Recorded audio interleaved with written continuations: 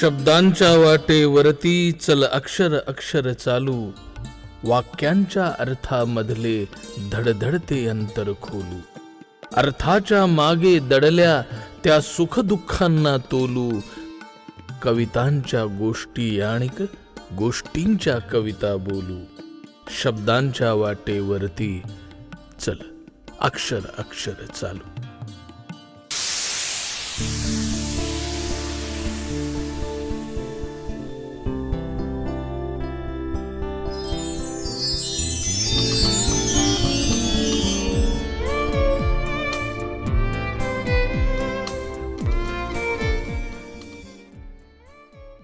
नमस्कार.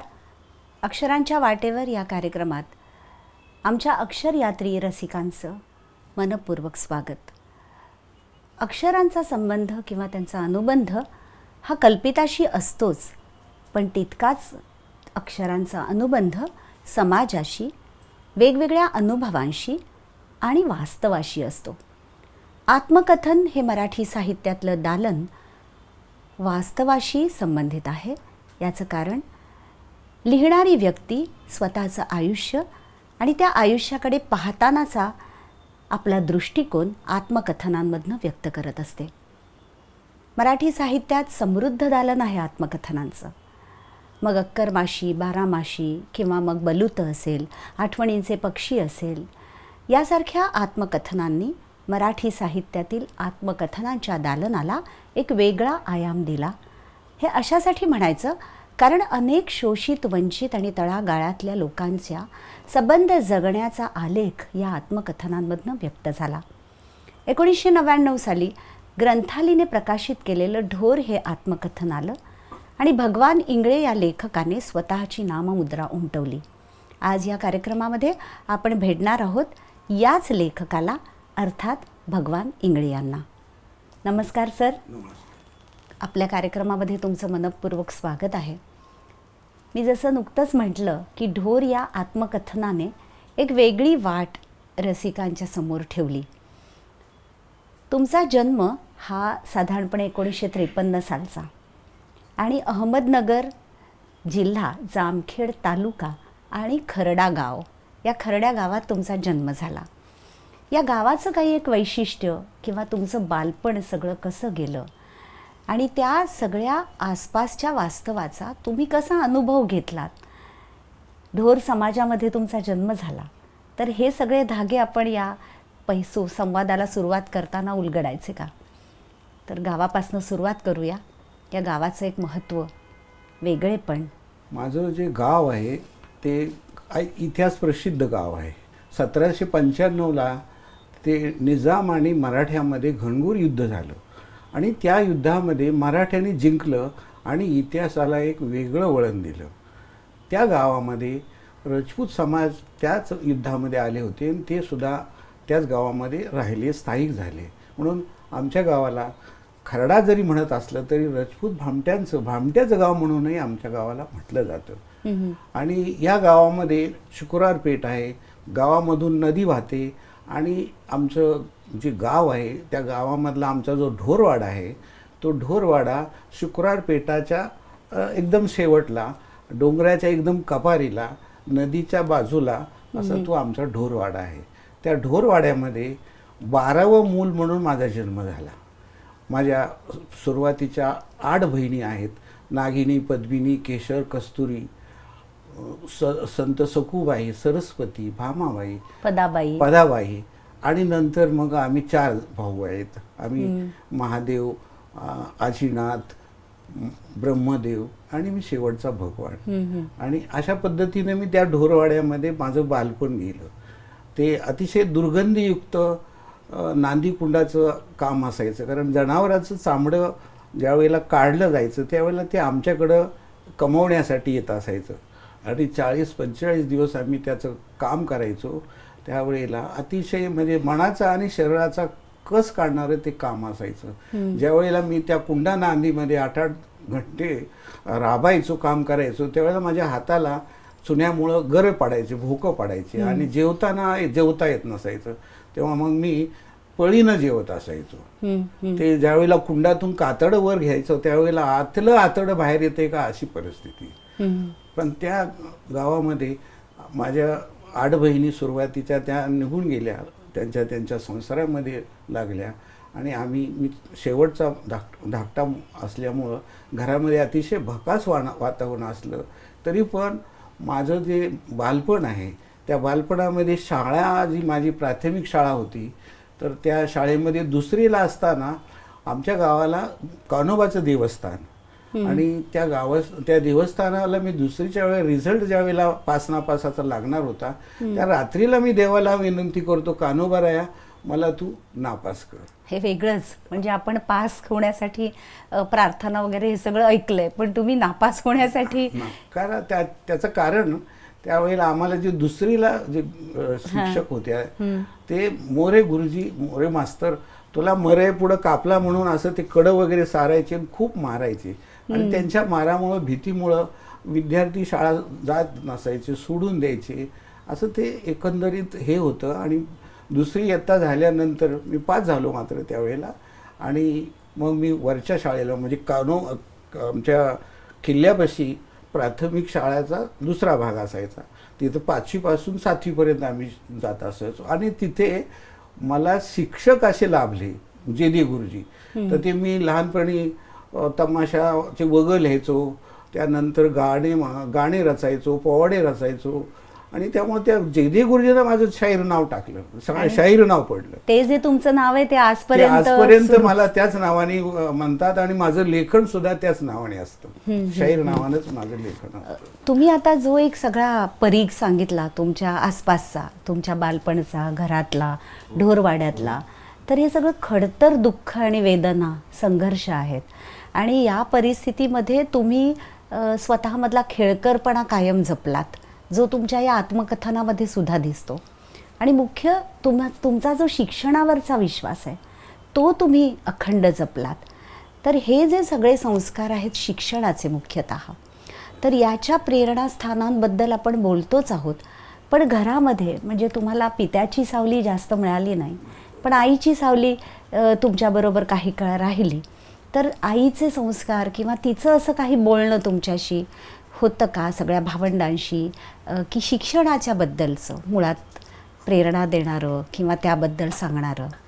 माझी आई 12 जणांना जन्म देणारी, त्यांचा संगोपन करणारी आणि माझे वडील मी 3.5 वर्षाचा असताना वारलेले आणि संपूर्ण जबाबदारी मग मुलींचे बाळतपण वगैरे सगळं करायचं काम आमच्या आईचं असायचं. आमच्या समाजामध्ये नांदीकुंडामध्ये म्हणजे विशेषतः कच्च्या चामड्याला हात लावणं आमच्याकडे निषिद्ध असायचं. परंतु आईवर जबाबदारी पडल्यामुळे ती सगळंच काम करायची, दरवाजे वगैरे लावायची, कारण जात पंचायतीमध्ये ते कठीण होतं, तसं करता येत नसायचं. पण मुलांना जगवण्यासाठी आणि जो प्रकार आहे तो स्वतः आई वडील गेल्यानंतर आईच्यावरच पडलेला आहे. मग आई ती दरवाजे लावायची, खिडक्या लावायची आणि त्या जसं पैलवानाने आखाड्यात उतरावं तसं त्या लुगडे वगैरे खाऊन ते त्या कुंडामध्ये उतरायची आणि ते कुंडातलं काम ती करायची आणि बाजारालाही जायची. त्या बाजारामध्ये जाऊन मग अनेक लोकांबरोबर ते व्यवहार वगैरे चामड्यांचा करावा लागायचा.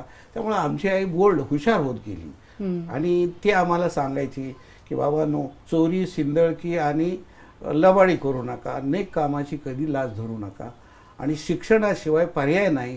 तर त्यावेळेला ज्यावेळेला माझी आई म्हणजे अति शेवटच्या घटकेला होती त्यावेळेला तिनं मला सांगितलं, सगळ्यांनाच आमच्या भावा बहिणींना सांगितलं की मुलांनो तुम्ही शिका, घरावरले पत्र विका, पण तुम्ही शिक्षण काही थांबवू नका. बाबासाहेब आंबेडकर, नेहरू ह्यांच्या सारखं तुम्ही शिका असं ती म्हणायची. ते माझ्या ह्याच्यामध्ये, माझ्या मनामध्ये, माझ्यावर ते संस्कार होत गेले. म्हणजे आंबेडकरांचं जे एक वाक्य सुप्रसिद्ध असं आहे, शिका संघटित व्हा, अन्याय तिथे संघर्ष करा. तर तुमच्या आईनेही तो संस्कार तिच्या कामामधनं, तिच्या परिश्रमांमधनं तुमच्या मनावरती बिंबवला असं म्हणता येईल.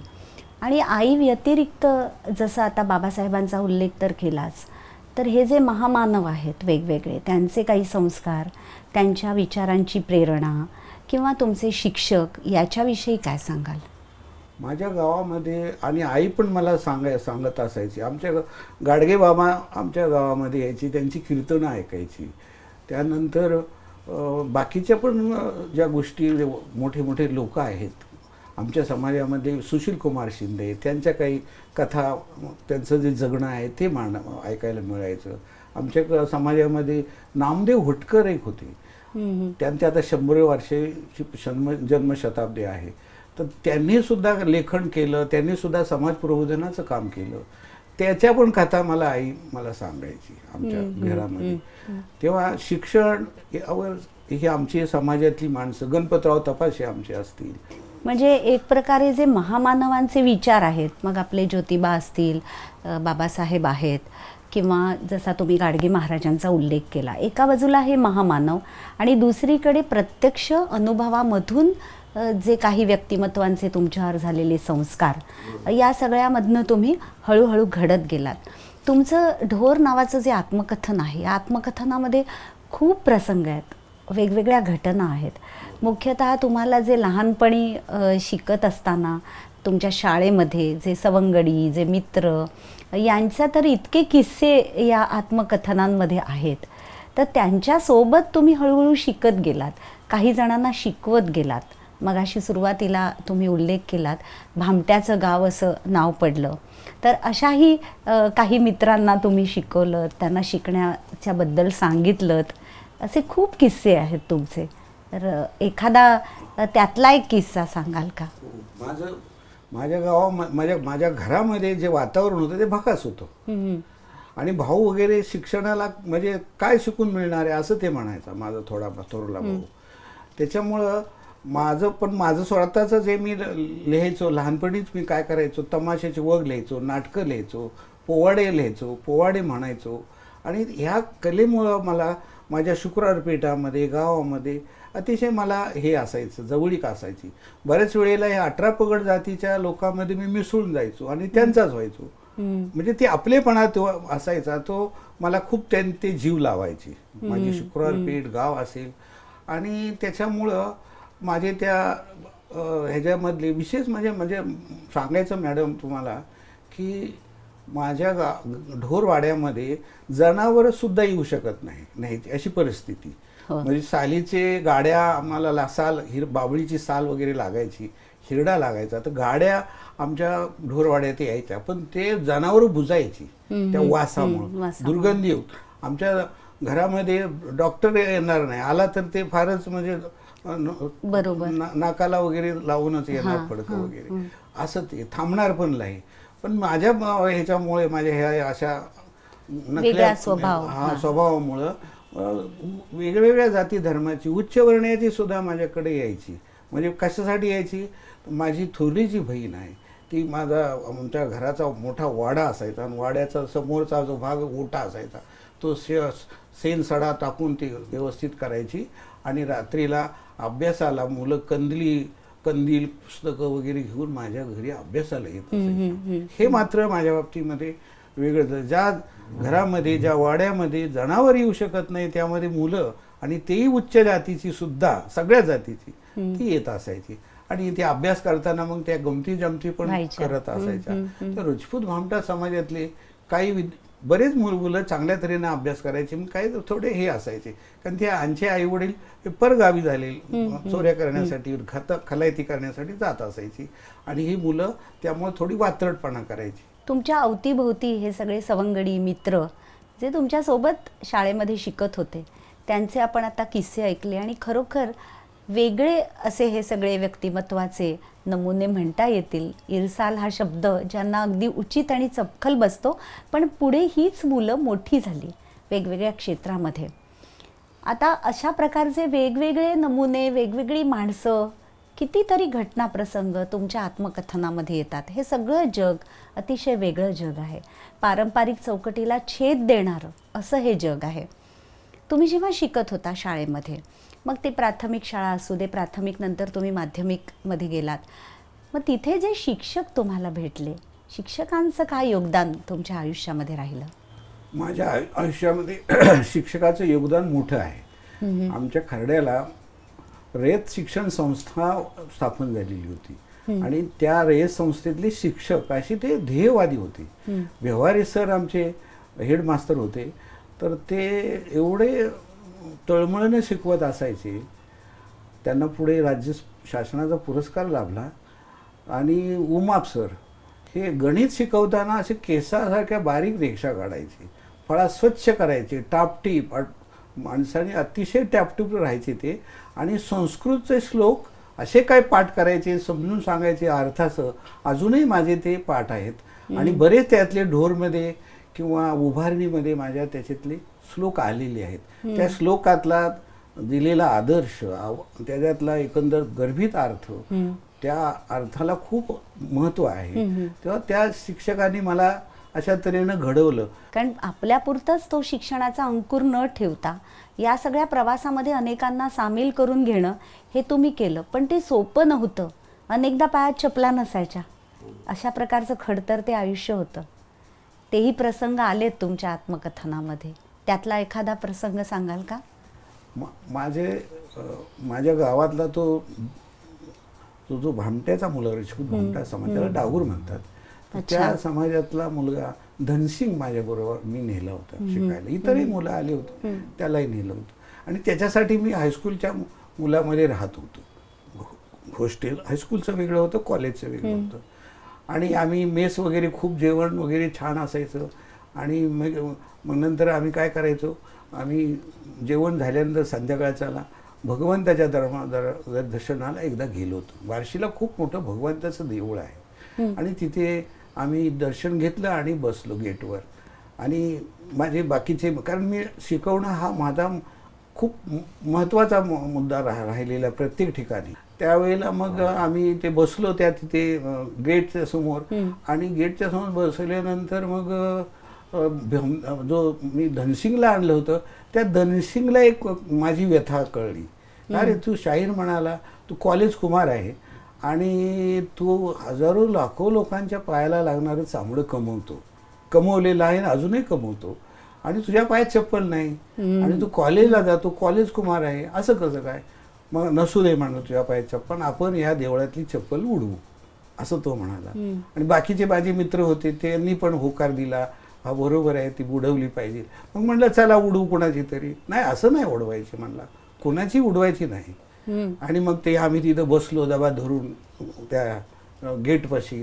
आणि नंतर एक नवीनच 9 वाजता रात्रीच्या एक नवीन लग्न झालेलं जोडपं आलं. आणि मग तो धनसिंग जसं लग्नाची मंगलाष्टका म्हणावी, आता सावधान यांच्याच उडवाव्या लागतील, कसल्याही असू द्या चालतील, पण वराला पाठवावं लागेल बिन पायताना.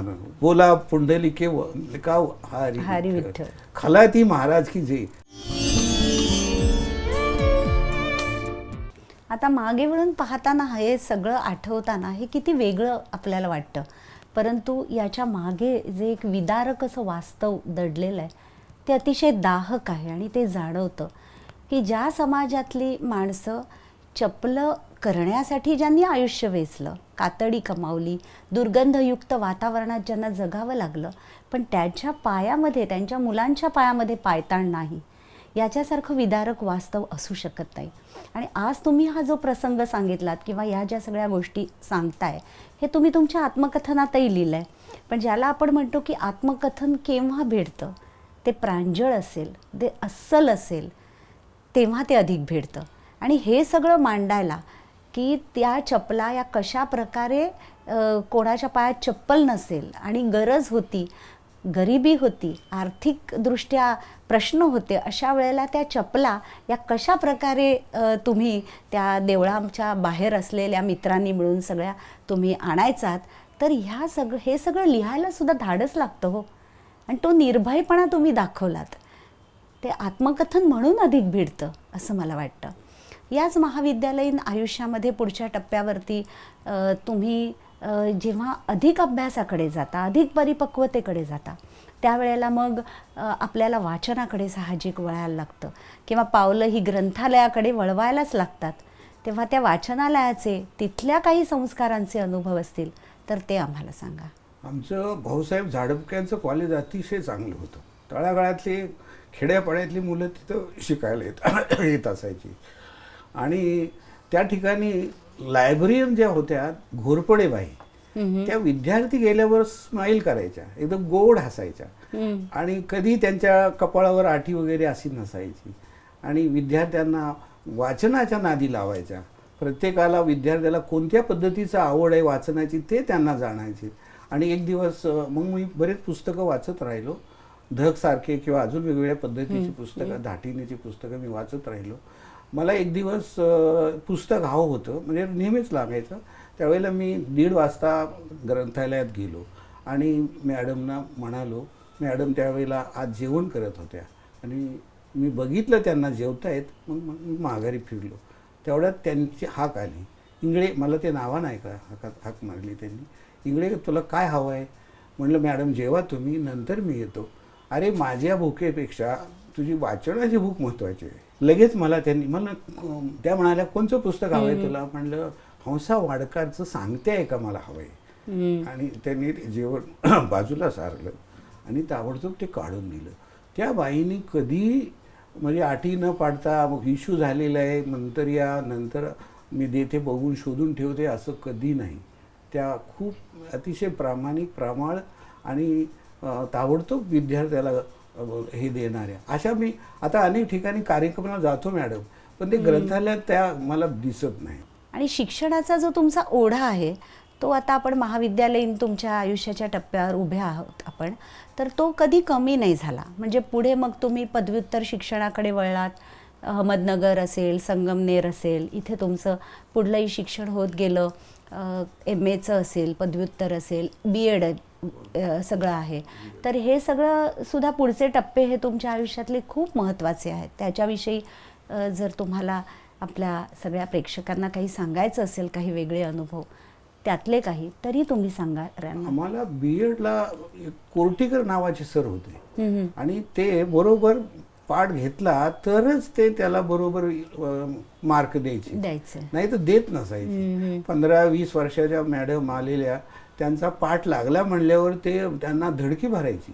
आणि ते चांगलं शिकवलं. कारण ते म्हणायचे तुम्हाला आडात असेल तर पावऱ्यात येईल, तुम्ही मेहनत घेतली पाहिजे, चांगल्या तऱ्हेचा पाठ घेतला पाहिजे, कारण तुम्हाला विद्यार्थी घडवायचे, देश घडवायचा आहे.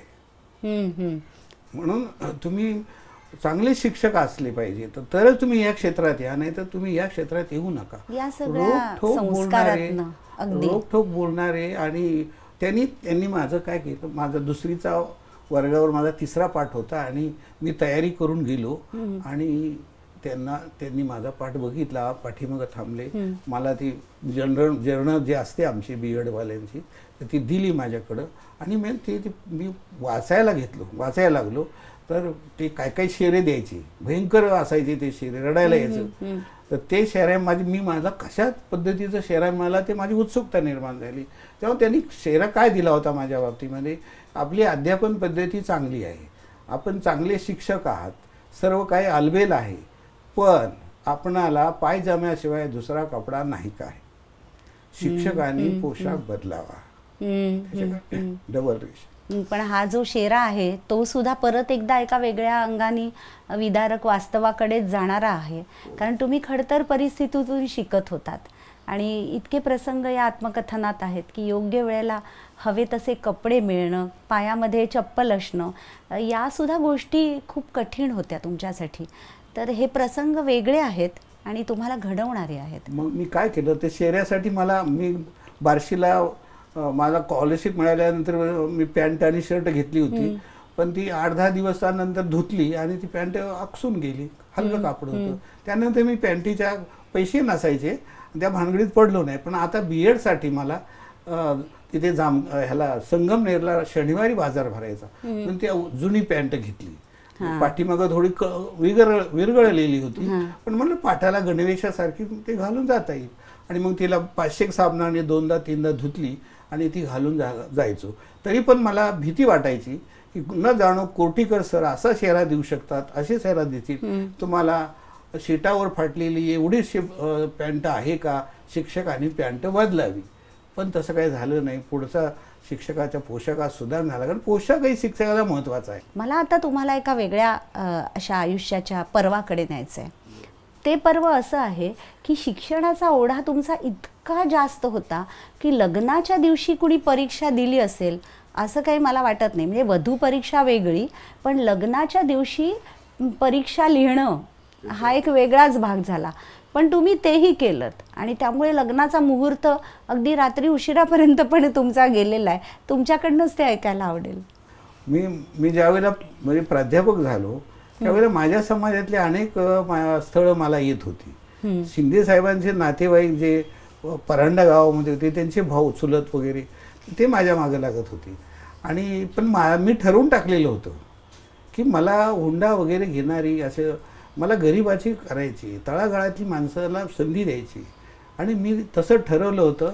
आणि कडा हे बीड जिल्ह्यामध्ये कडा आष्टी म्हणून गाव आहे, तिथली अतिशय म्हणजे देखणी मुलगी आणि हुशार मुलगी, चंच मुलगी अशी, पण ती गरीब दारिद्र्य रेषेखालची माणसं होती. आणि मी ती मुलगी ठरवली, काही हुंडा न घेता, काही न करता.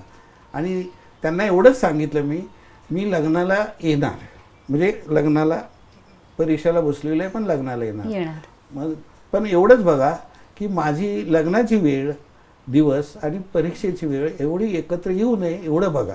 पण त्यांनी काय केलं, त्यांच्या माझ्या सासऱ्याच्या बहिणीचं लग्न आणि आमचं लग्न, मुलीचं लग्न त्यांच्या एका मांडवात ठरलं होतं.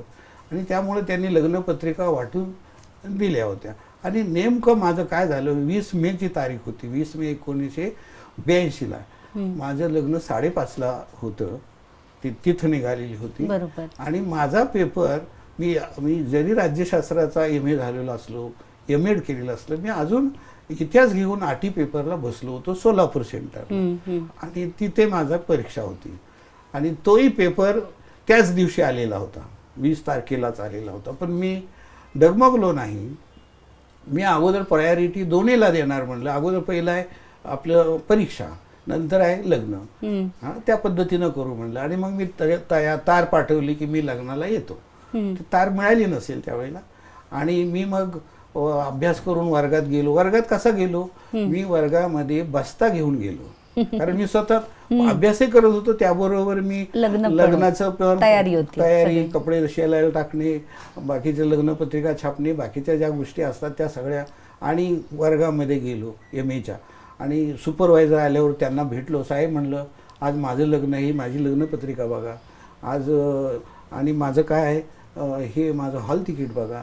आणि मला तुम्ही ज्यावेळेला वॉर्निंग बेल होते त्याच्या 5 मिनिट अगोदर सोडा, कारण वॉर्निंग बेल झाल्यानंतर तुम्ही सोडणार नाही. माझं तिकडं लग्न आहे 5:30 वाजता संध्याकाळी. मग माझं ते कठीण होऊन जाईल. मग त्यांनी पण बघितलं माझ्याकडे, अरे विशेष आहे मुलगा हा, लग्नाच्या दिवशी परीक्षेला येतोय आणि केवढं महत्त्व देतोय.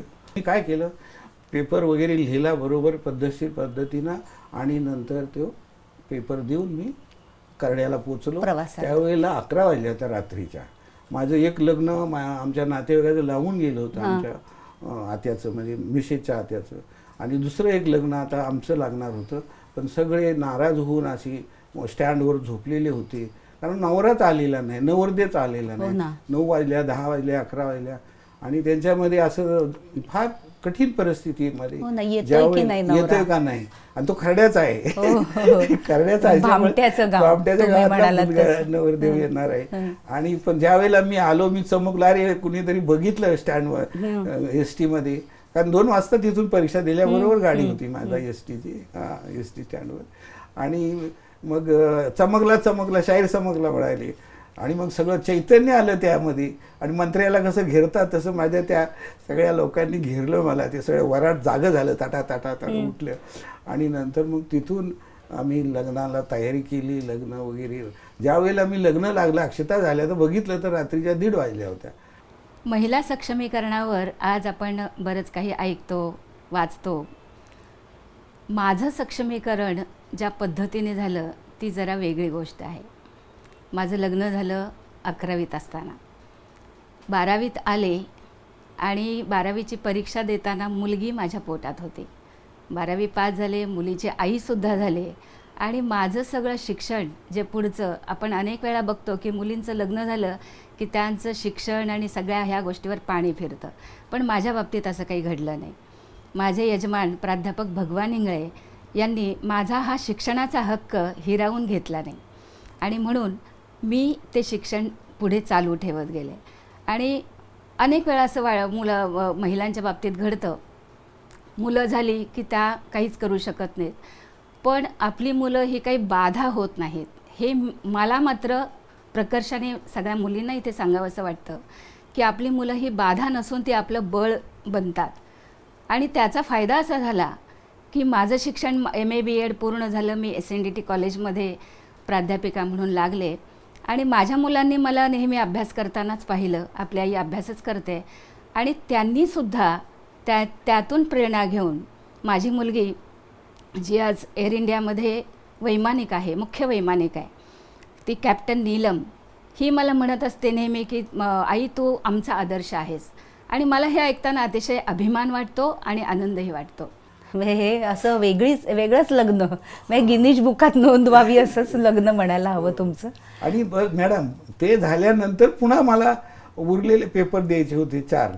मग मी परत ते लग्न झाल्यावर मी मॅडमला आमच्या गावाला ठेवलं, नवरीला. आणि मी काय केलं, मी स्वतः एकटाच परीक्षेला गेलो आणि अभ्यास करायला लागलो तर नवरी दिसायला लागली त्याच्यामध्ये. हे सगळं द्वंद्व जे आहे, एकीकडे लग्न, एकीकडे परीक्षा, आणि ते सगळं तुम्ही पेललत. आणि आशाताई तुमच्या आयुष्यामध्ये अशा प्रकारे आल्या. आणि मला वाटतं त्यावेळेला त्यांचं 11वी शिक्षण झालेलं होतं. पण पुढे त्यांनी शिक्षण जे आहे तो प्रवास अगदी खंबीरपणाने केला, समर्थपणाने त्यांनी तो प्रवास केला, ओके नाही. आता तुमचं जे पुढलं पुस्तक म्हणजे जे जवळजवळ प्रकाशनाच्या वाटेवरच आहे असं मी म्हणेन, की तुमच्या या 8 बहिणींबद्दल तुम्ही अतिशय ममत्वाने बोलताय. म्हणजे त्यांचे व्यक्तिमत्व, त्यांचे पैलू याच्याबद्दल तुम्ही मोकळेपणाने बोलता आहात. कदाचित संवाद असेल, तिथे विसंवाद असेल, पण या बहिणींची आयुष्य संबंध तुम्ही पुस्तक रूपाने आगामी तुमच्या पुस्तकामध्ये आणताय. हे आमच्या रसिक प्रेक्षकांना हा मुद्दाम सांगावासा वाटतोय की सरांचं जे आगामी पुस्तक आहे ते या सगळ्या 8 बहिणींची सगळी जी आयुष्य आहेत ती उभी करणारं असं पुस्तक असणार आहे. हो, प्रत्येक मी बहिणींचं एक नाव दिलेलं. म्हणजे आमच्या घडलेलं कसं आहे, वडिलांना, आई वडिलांना 1 नंबर, 2 नंबर, 3 नंबर असे 8 मुली सलग झालेल्या आहेत. मध्ये कोणताही गॅप नाही. आणि मग आम्ही सलग 4 झाले, 4 भावंड. आणि मग ह्या बहिणींचं जगणं, पदाबाईचं काय, कारण ती 88 वर्ष आमच्या घरामध्ये राहिली, 2च वर्ष नांदली. मग तिनं जे केलेला त्याग आहे, तिचं जे जगणं आहे, तिनं जे भावासाठी, आमच्या गल्लीसाठी, बाकीच्या लोकांसाठी जे योगदान दिलेलं आहे ते फार मोठं योगदान आहे. ते साहित्यामध्ये मांडलं पाहिजे, ते आलं पाहिजे. आणि तसंच इतरही बहिणी आहेत माझ्या वेगळ्या बहिणी आहेत, वेगळ्या गावाला दिलेल्या आहेत. 72च्या दुष्काळामध्ये त्यांची झालेली वाताहत आहे, ती सगळी माई आता बहिणीच्या नावाने, म्हणजे बहिणाई किंवा बहिणी अशा नावाने मी ती आता लवकरच 1-1.5 महिन्यामध्ये ती प्रकाशित होईल. तुमचं जे आत्मकथन ढोर आहे, साधारणपणे मला वाटतं त्या आत्मकथनामध्ये एक 96 सालापर्यंतचा भाग आलेला आहे. आणि त्याच्या पुढचा जो भाग आहे तो उभारणी, हे तुमचं प्रकाशन आहे, म्हणजे ग्रंथालीने प्रकाशित केलेलं हे आत्मकथन आहे. आणि त्यानंतरही पुढला टप्पा जवळजवळ तुम्ही लिहित आणलेलाच आहे. हे जे उभारणी, हे जे शीर्षक आहे तुमच्या पुढल्या आत्मकथन भागाचं, तर ते शीर्षक अतिशय वेगळं, किंवा तुमचा जो एक पारंपरिक व्यवसाय आहे ढोर समाजाचा, या ढोर समाजाच्या व्यवसायामध्ये उभारणी या शब्दाला एक विशेष स्थान आहे. तर आपण ते समजून घेता परत उभारणी या शीर्षकाचा अर्थही समजून घेऊया. म्हणजे आमच्या पारंपरिक व्यवसायामध्ये चमडे रंगवण्याच्या ह्याच्यामध्ये उभारण एक वरती आडू लावून टाकून दोन्ही बाजूनं चांदया वगैरे अशा लिहिल्या बांधल्या जायच्यात, आणि खाली मोठा हे असायचं, चिरेबंदी असा तर चौकोनी भाग असायचा, आणि त्यामध्ये साल हिरडा वगैरे त्याचा कस असायचा. आणि त्या उभारणीवर समोर 10 कातडी, पाठीमागं 10 कातडी, त्याला साल हिरडा त्याच्यामध्ये भरायचा, त्याला ह्याच्यामुळे ह्याच्या फळांनीच शिवायचं, म्हणजे केकताड्याच्या फळानं शिवायचं, ते टांगायचं. आणि त्याला वेळोवेळी भरीव घालावा द्यायचा, म्हणजे तो कस वरून टाकावं लागायचं त्याच्यामध्ये. ते अतिशय मरणप्राय आणि धोक्याचं काम असायचं. कधी ते आडू तुटला तर खाली वाकलेला माणूस मरून जायचा, त्याचा चेंदामेंदा व्हायचा. असं ते जबाबदारीचं धोक्याचं काम आहे. आणि ते स्मार्ट काम करायला पाहिजे, त्याच वेळेला ते व्हायला पाहिजे. नाही तर मसूर म्हणून ते मसूर डाळीसारखे त्याला फोडं आले की ते चामडं एवढं कष्ट घेऊन केलेलं कमवलेलं कापडं मातीमध्ये जायचं, ते व्यवस्थित काम करणार नाही, म्हणजे चांगणार नाही. त्याची मोड केली किंवा त्या चपला केल्या तर ते जमणार नाहीत.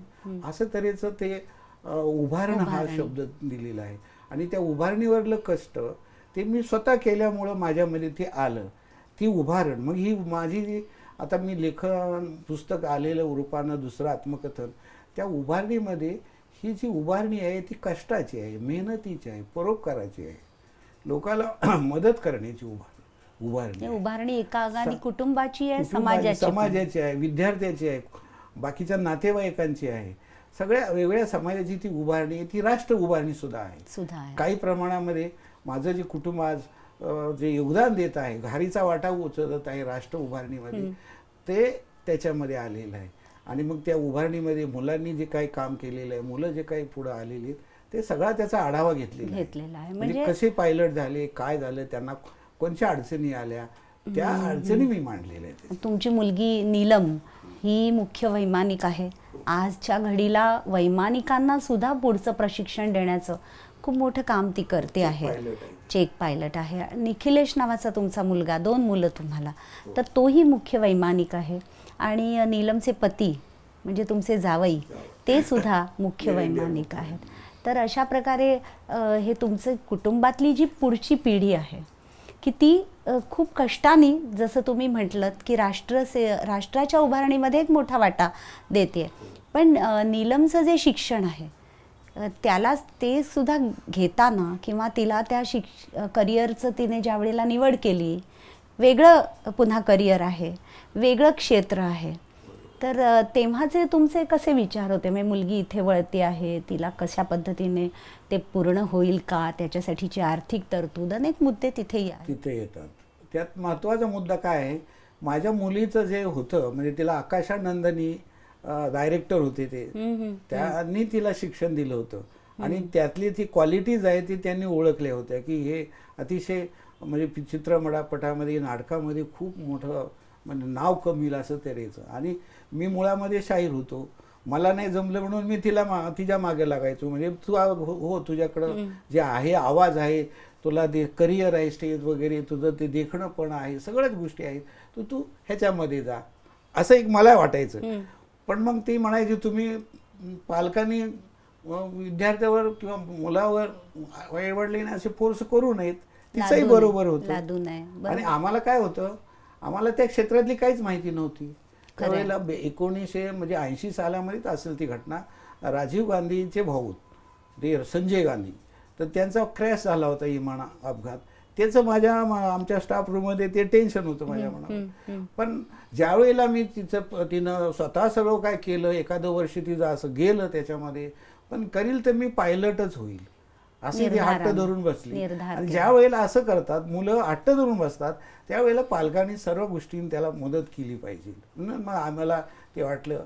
आणि मग ज्यावेळेला आम्ही तिच्याबरोबर त्या पायलटचं ते ट्रेनिंग असतं रायबरेलीला, त्यावेळेला त्या विमानात बसलो तर मला ते धक्का बसला, अरे बापरे, एवढं हे प्रभावी क्षेत्र आहे, एवढं चांगलं क्षेत्र आहे, आणि आपण त्या मुलीला विरोध करत होतो, आपण मायापोटी करत असतो, पण ते चुकीचं होतं. मग नंतर मी तिला सांगितलं की बाई नीलम, आता मी घर विकेल, राहतं घर बोरिवलीचं, परत धारावीत जाईल, तुला मात्र आता पैशाला कमी नाही. तुम्ही आता धारावीचा उल्लेख केलात आणि निर्धारपूर्वक मुलीला हे सांगितलं की मी परत तिथेही जायला तयार आहे. साधारणपणे ज्या वेळेला तुम्ही तुमचं पदव्युत्तर शिक्षण, महाविद्यालयीन शिक्षण हे सगळं अहमदनगर, संगमनेर या सगळ्या भागातनं पूर्ण करून परत मला वाटतं इथे मुंबईमध्ये स्थायिक होण्यासाठी किंवा ज्याला नोकरीची धडपड म्हणतो आपण, त्यासाठी आलात. काय वर्ष असेल बरं तो? 78-80चा काळ असेल मला वाटतं. 1978 सालामध्ये जिथे रघुनाथ माशेलकर जिथे शिकले, युनियन हायस्कूल म्हणून खेतवाडी मेन रोडला, त्या शाळेमध्ये माझी शिक्षक म्हणून अपॉइंटमेंट झाली होती. आणि त्यानंतर मी धारावीत राहिलो, बहिणी वगैरे असायच्या, त्या 2 बहिणी. ते सगळं धारावीतलं आयुष्य सुद्धा अगदी अंगावर काटा आणणार. भयंकर म्हणजे कसं, मी ज्यावेळेला खाली राहत होतो, वर एक माळा असायचा, त्या माळ्यावर फळ्या टाकलेल्या, वरती एक कुटुंब राहायचं, तर ते वरती कुटुंब राहणारं ते लहान मूल त्याच्यामध्ये विष्ठा वगैरे ती खाली पडायची माझ्या ताटामध्ये, ह्याच्यामध्ये असं ते जगणं होतं. पण मी ठरवलं, मी दिवस वाईट काढले, पण पुढच्या लोकांना, तरुणांना असे मी दिवस येऊ देणार नाही. आणि म्हणून उभारणीमध्ये मी मांडलेलं आहे की मी वसईला 2 घरं भाड्याने, म्हणजे लोन काढून मी 2 घरे विकत घेतली आणि नवीन येलेल्या प्राध्यापकाची सोय केली, नवीन येलेल्या शिक्षकाची सोय केली. कारण मला काय झालं, मला माझी अपॉइंटमेंट, मला डिग्रीवरली अपॉइंटमेंट कॅन्सल करून ज्युनियरवर घ्यावी लागली आणि 14 वर्ष मी त्या ज्युनियरवर राहिलो. त्यावेळेला जे, आणि नंतर मला डायबिटीस पण झाला त्या मानसिक तणावामुळे. त्या कडोलीकर प्राचार्यांनी मला खूप म्हणजे ताण दिला आणि त्यामुळं मी काय केलं की आता इतरांना मी मदत करील आणि त्या इतरांना, अनेक शिक्षकांना, अनेक माझ्या घरामध्ये राहून गेली. हे खूप महत्त्वाचा मुद्दा तुम्ही मांडला की आपण ज्या ताणतणावातनं गेलो त्या ताणतणावातनं इतरांना जायला लागू नये आणि त्यासाठी आपण काय करू शकू हा विचार नेहमी तुमच्या अग्रस्थानी राहिलेला आहे. म्हणजे ज्या एका तुमच्या मित्राच्या आईने तुम्हाला प्रवेश मिळावा महाविद्यालयामध्ये म्हणून जी धडपड केली, जी मदत केली, तिची स्मृती अजरामर राहावी म्हणून तुम्ही पुन्हा एक छोटा खारीचा वाटा म्हणून या गोरगरीब अशा काही विद्यार्थ्यांसाठी जी मोठं असं योगदान दिलेलं आहे किंवा सतत तुमच्या मनामध्ये तो विचार आहे. हा विचार कशातून येतोय तर ज्याला जे मिळत नाही आहे, जो वंचित राहतोय, त्या माझ्या शोषित वंचित भावाला, बहिणीला हात देऊन मी कुठेतरी पुढे न्यावं, माझ्या बरोबरीने मी चालतोय, मी काटे वेचलेत, पण त्यांच्या वाट्याला फुलं आली पाहिजेत, त्यांच्या वाट्याला ते काटे येऊ नयेत, ही तुमची धडपड अशा वेगवेगळ्या प्रसंगांमधनं दिसते. मी ह्याच्या बाबतीत सांगू शकतो, ज्यावेळेला मला सायन्सला ॲडमिशन माझं कॅन्सल करावं लागलं आणि मग मी भाऊसाहेब झाडपुकेला ॲडमिशन घेतलं, त्यावेळेला मला 11 रुपये नव्हते माझ्याकडं. मग ती खर्ड्याची, आमची भामट्याची मुलगी, बाई माझी आईसारखीच असायची, तर तिनं माझे 11 रुपये भरले आणि मी ॲडमिशन घेतलं आणि मी तिथे मी शिकलो आणि इथपर्यंत पोहोचलो. तर त्या बाईचे ज्यावेळेला मला प्रभाताई झाडबुके किंवा त्या कॉलेजनं मला सिल्वर ज्युबिलीनं मला इन्व्हाइट केलं होतं कार्यक्रमासाठी, माझ्या हस्ते बक्षीस वितरणाचा कार्यक्रम ठेवला होता, त्यावेळेला मी तिथे डोनेशन दिलं, ते त्या बाईच्या नावानं दिलं. हा जो एक समाजाच्या तानुबाई रूपचंद गौड या नावानं दिला. काय आपली फुलना पुकार, आपल्याला ते जबाबदारी, आपलं कर्तव्य आहे, ते समाजाचं आपण आतापर्यंत घेतलेलं आहे, आपल्याला ते समाजाचं परत समाजाला प्रत्येक व्यक्ती देणं लागते. हा जो एक विचार आहे, जो पुन्हा मानव्याचा, माणुसकीचा विचार आहे आणि जे तुमच्या आयुष्यामध्ये, म्हणजे तुमच्या कुठल्याही साहित्यामध्ये, तुमच्या कोणत्याही पुस्तकामध्ये कल्पनाप्रधान असं काहीही दिसत नाही, कल्पित तुमच्या पुस्तकांमध्ये नाही आहे. तुम्ही अस्सल आयुष्य आणि त्याचे रंग पकडण्याचा प्रयत्न केलात आणि त्यामुळे जी माणसं तुमच्या आयुष्यात आली, अवतीभोवती वावरली, ती तुमच्या लेखनाचा विषय झाली. तुमचं भिडू हे पुस्तक जे आहे हे असंच पुस्तक आहे आणि भिडू खूप छान शब्द आहे हा आपला माय मराठीतला, की मित्र, सवंगडी या अर्थाने. तर त्याच्यामध्ये पुन्हा ते पुस्तक वेगळं असं की ते व्यक्तिचित्रणात्मक अंगाने गेलेलं असं पुस्तक आहे. तर त्यातली काही जी अस्सल अशी व्यक्तिचित्र आहेत त्यातली 1-2 संदर्भ आपण पाहूया. बरोबर. आता भिडू हे जे नाव दिलंय मी, ते माझ्या मुलीनं सुचवलेलं आहे, नीलमने. आणि ते म्हणजे अतिशय जवळचा मित्र असतो, ज्याला आपण सगळी सुखदुःख सांगू शकतो. मित्रामध्ये पण फरक आहे. असा भिडू की ज्वाली भिडू. आता ते 8 माझे वेगळ्या टप्प्यावर मला भिजलेले जे मित्र आहेत, त्यांच्या भुल्या बऱ्या अवस्थेला जबाबदार असणाऱ्या व्यवस्थेचा मी त्यात शोध घेतलेला आहे. आणि मी तिथे जात बीत वगैरे काय नाही, मित्र म्हणून तिथे मी बघितली त्यांच्याकडे. वेगवेगळ्या समाजातली, वेगळ्या जातीतली ती माणसं आहेत. त्याच्यामधली सुकडी जी आहे, तर सुकडीचा जन्मच असा झाला, त्यावेळेला 72ला सुकडी मिळायची. दुष्काळी कामावर मोफतलालनी ती अतिशय पौष्टिक आणि चांगल्या तऱ्हेची सुकडी मोफत देत असायची. ते काम केल्यानंतर, खडी फोडल्यावर दुष्काळी काम, आणि ते अतिशय सुरेख लागायची ती सुकडी. त्या सुकडी खाताना त्या मुलीचा जन्म होतो. पेपरला छापून येतं ते सगळं. आणि मग त्या सुकडीचं ते जगणं आहे, पुढं काय होतं, ते सुकडीचे आई वडील, भाऊ शिकतात आणि श्रीमंत होतात आणि श्रीमंतीच्या जोरावर त्यांना अहंकार निर्माण होतो. म्हणजे जसं काय, संपत्तीसुद्धा मर्यादेत प्रमाणे यावी, असावी. ती जर जास्त आली सुजेप्रमाणे शहरातल्या, तर तिचा उपयोग होत नाही. आणि मग त्यांनी त्या सुकडीच्या नवऱ्याचा, त्यांच्या नातेवाईकाचा इन्सल्ट, अपमान केला आणि त्याच्यामुळे तिचं जगणं जे आहे ते तिचं संपूर्ण माहेराला ती राहिली गेली, ती तिचं सोडून दिली तिला. ते जे नाव आहे, शीर्षक जे आहे त्या व्यक्तिचित्राचं, ते सुकडी 72 हो, असं 72 आहे. सालातली कारण सुकडी. 72 सालातला जो दुष्काळ आहे तीव्र हो. असा, हां, तो. त्याचा तिथे तो संदर्भ आलेला आहे. किंवा जो तुमचा डागुराचा प्रताप नावाचं जे व्यक्तिचित्र आहे त्याच्यामधलं, ते सुद्धा एक वेगळं व्यक्तिचित्र आहे. त्याच्यामध्ये पण मॅडम तो विद्यार्थी माझा मित्र, माझ्या बरोबर बेंचवर बसणारा हुशार विद्वान मुलगा, परंतु ते राजपूत समाज आणि त्यांना ते हेडमास्टर खूप मारायचे. हेडमास्टर मारायचे, बाकीचे शिक्षक, त्यांनी कधी हू का चूक केलेली नाही, कधी शिक्षकाच्या उलट बोललेले नाही ती मुलं. तो मुलगा, तो प्रताप, म्हणजे डागुराचा प्रताप. प्रताप. पण ज्या वेळेला आमच्या सहली गेल्या होत्या 9वीला, त्यावेळेला आम्ही असेल आणि सहलीमध्ये हेडमास्टर काय आले नव्हते आणि ते अचानक आले आणि जेवण करताना आम्ही शनिवारी, आपलं सोमवारचा 3रा सोमवार होता श्रावण महिन्यातला, आणि देसमया वगैरे सोडल्या आणि बसलो आणि त्या मुलांनी वात्रट श्लोक म्हणला. ते म्हणा नको म्हणायला पाहिजे होता तशा पवित्र वातावरणामध्ये. आणि ते हेडमास्टरनं म्हणजे त्याच्या दुर्दैवानं त्यांनी ते ऐकला आणि त्याला जे मारायला लागली, खूप मारलं त्याला, त्या मुलाला. पण ते मुलाचं काय रक्त हे फार, म्हणजे त्याला असं वाटलं की हे सगळी माणसं जमा झालेली दुसऱ्या गावातली आहे, गावाचे, माझ्या गावामध्ये माझ्या शाळेत हेडमास्टर किती मारू द्या, त्यांनी काय केलं नाही. पण त्याला ते सहन नाही झालं, त्यांनी ते त्या हेडमास्टरचं गचुरं पकडलं आणि त्याला दगडावर आपटलं धाड दिशेनं आणि सोडून गेला. पुन्हा शाळेत आला नाही.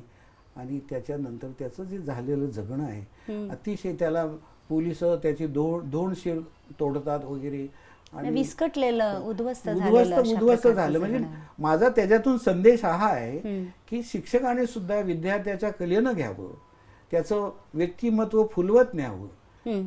त्याला ते चुकला होता, त्यांनी पण वेगळी रचना केली होती मराठीतल्या, पण तीच त्याला हेडमास्टरनं समजून सांगितलं असतं, बाबा तू चांगली रचना करतो पण अशी करू नको, ही समाजाला मान्य नाही, तर तू दुसऱ्या पद्धतीनं रचना कर, तर त्याचं आयुष्य उद्ध्वस्त झालं नसतं. आणि म्हणून या भिडूमध्ये मी त्या ते व्यक्तिचित्र पण म्हणता येणार नाही मॅडम, कारण वास्तव आहेत, ते वास्तव पण आहेत आणि ती काय माझी त्यात भूमिका आहे. तुम्ही त्यात गुंतलेला आहात. हा, मी लिहितोय, म्हणजे माझ्या आत्मकथनाचाच पुढचा भाग आहे किंवा आत्मकथनच म्हणावं असं तर तो प्रकार आहे. आणि त्याच्यामुळं ते भल्या बुऱ्या अवस्थेला जी समाज व्यवस्था जबाबदार असते तिचा मी शोध घेतलेला, समाजावर ढकललेला आहे.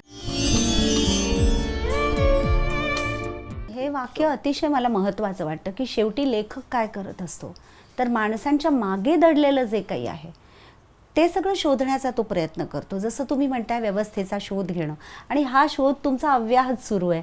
मग तो तुम्ही ढोरमधून घेतला, भिडूमधून घेतला, उभारणीमधून घेतला, आगामी तुमच्या आत्मकथनातून सुद्धा तो घ्याल, किंवा तुमच्या बहिणींच्या वरील जे पुस्तक तुमचं येणार आहे त्यातही घ्याल. हा शोध असा सुरूच राहणार आहे. एक हाडाचे शिक्षक म्हणून साधारणपणे 35 वर्ष किंवा त्यापेक्षाही जास्त काळ तुम्ही अध्यापन केलं आहे. एका बाजूने विद्यार्थ्यांना फुलवत तुम्ही नेलेलं आहे, त्यांचं आयुष्य समजून घेण्याचा प्रयत्न केला आहे, तर दुसऱ्या बाजूने शब्द जे आहेत, जी अक्षरं आहेत, आजच्या आपल्या कार्यक्रमाचं शीर्षक खूप सुंदर आहे, अक्षरांच्या वाटेवर.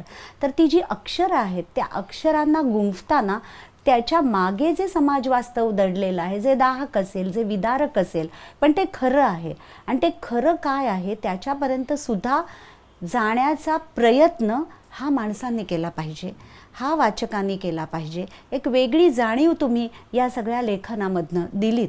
कारण आयुष्य सुंदर असतं असं आपण म्हणतो, पण या सुंदर आयुष्याच्या मागे सुद्धा काही वेळेला एक दाहक असे निखारे दडलेले असतात, आणि त्या निखाऱ्यांमधून सुद्धा खूप वेचण्याचा, शोधण्याचा असा तुम्ही मनापासून प्रयत्न आजवर करत आलेला आहात. आपण लवकरच स्वातंत्र्याचा अमृत महोत्सव साजरा करणार आहोत, आणि या स्वातंत्र्याचा अमृत महोत्सव साजरा करत असताना मागे वळून पाहताना ही सगळी वर्ष आपली लोकशाही असेल, आपली समाजव्यवस्था असेल, या सगळ्याचा अंतर्मुख होऊन शोध घेणं हे आपल्यासाठी महत्त्वाचं राहणार आहे. अनेक प्रश्न या निमित्ताने आपल्या समोर आहेत की स्वातंत्र्याने काय दिलं, स्वातंत्र्याने काय निर्माण केलं, काय उभं केलं, कशाची उभारणी केली आणि पुढे जाऊन आपल्याला कशाची उभारणी करायची आहे. हा प्रश्न या निमित्ताने आपल्या सगळ्यांच्याच मनामध्ये आहे. तोच प्रश्न पुन्हा या कार्यक्रमाच्या शेवटाकडे असताना आपण वाचकांच्या, रसिकांच्या समोर ठेवतोय, स्वतःच्या मनालाही विचारतोय. अक्षरांच्या वाटेवर या कार्यक्रमात रसिक हो, आज अतिशय वेगळा असा लेखक आपल्या भेटीला आला, ज्यांनी व्यथा वेदनांचे चटके सोसले, परंतु त्याबद्दलची तक्रार केली नाही, कुणाकडे त्याबद्दल भांडला नाही. हा लेखक तर समंजसपणे आयुष्य काय असतं, जगणं काय असतं आणि त्या जगण्याला माणूस म्हणून आपण काय देऊ शकतो हे शोधण्याचा भगवान इंगळे या लेखकाने समर्थपणे प्रयत्न केला. हा प्रयत्न त्यांनी स्वतः प्रामाणिकपणे केला, प्रांजळपणे केला आणि म्हणून वाचक हो, तो आपल्याला अतिशय भिडला किंवा भिडतो आहे. अशा लेखकाला या निमित्ताने अक्षरांच्या वाटेवरमध्ये आज आपण भेटलो. खरं तर एक 40-50 मिनटाच्या कार्यक्रमामधनं हा शोध संपूर्णपणे घेता येत नाही. त्यात भगवान इंगळे यांच्यासारख्या माणसाचा शोध घेणं, त्यांच्या लेखनाचा शोध घेणं हे तर अधिक कठीण आहे.